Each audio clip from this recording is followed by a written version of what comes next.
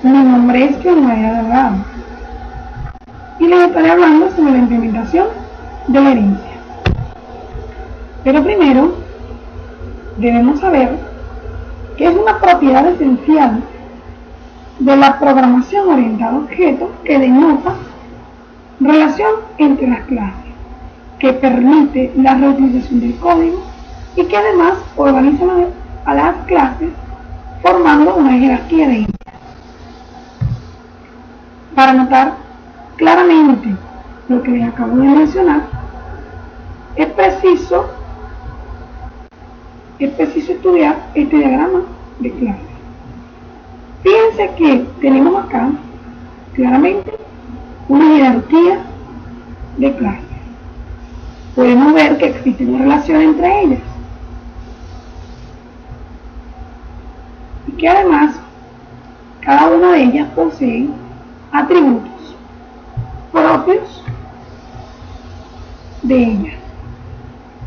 Por ejemplo, acá la heladería, que es la clase padre, posee atributos y algunos métodos. Además, la clase hija, que es la clase helado, también posee sus atributos particulares, pero a su vez también puede hacer uso de los atributos de su padre. Del mismo modo, la clase nuclear registro, que vendría siendo en este caso la clase nieta, también puede hacer uso de la clase, de los atributos y métodos de la clase padre, en este caso sería el helado. Entonces vemos que tenemos una clase padre, una clase hijo y una clase nieto. Pero para ver todo esto, cómo funciona en la codificación, vamos a irnos a Eclipse. Abramos nuestro paquete Eclipse. Esperemos unos momentos mientras seguimos el programa. Ok, entramos a Eclipse. Está cargando.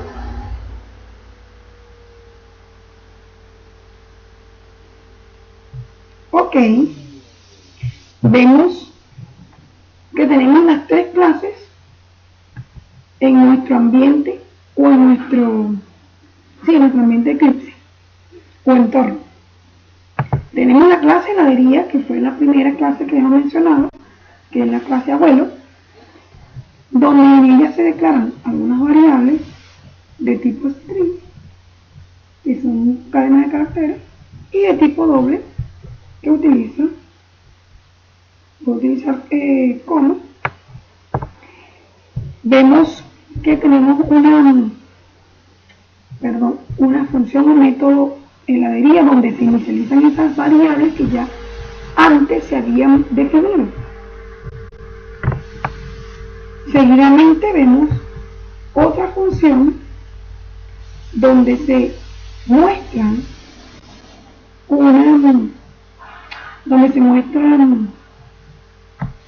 el nombre de la heladería y por supuesto mostramos los datos ya inicializados, que es de los que hemos hablado anteriormente. Luego pasamos a la clase hijo, ¿verdad? En la que vemos una palabra reservada, que es extend. En esta clase podemos notar que es la hija de la clase heladería. ¿Cómo lo vamos a saber? Por medio de la clase, por medio de la palabra reservada extend. Seguidamente vemos sus atributos o variables propias. También vemos que en el constructor estas variables son inicializadas. Seguidamente vemos otro método en el que ya se está mostrando la función que posee la heladería, además demostrar unos datos ya inicializados propios de esta clase, es decir, de la clase LA. Por último, vemos la clase mostrar registros.